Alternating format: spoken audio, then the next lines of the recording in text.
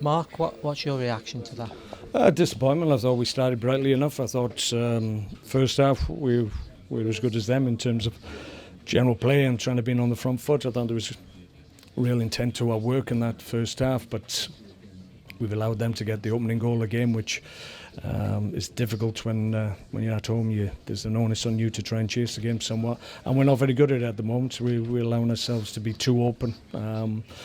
You've got to give yourself a foothold in the game, keep that foothold in the game, and that allows you to get back into the game. When momentum starts to shift against you, you've got to recognise that. You've got to go with it and ride it out, and then go again. And at the moment, we're going behind in games, and we're chasing games, but not doing the ugly stuff. So that needs to change.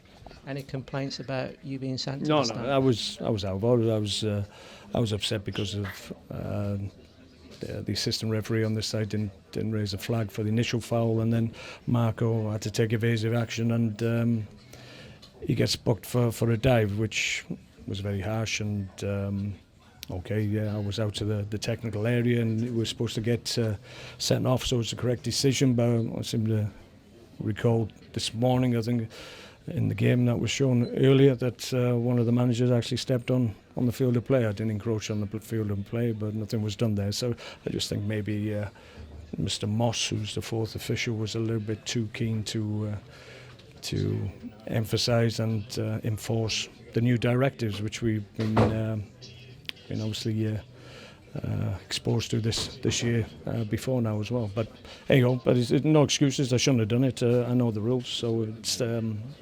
that's a disappointment on my part.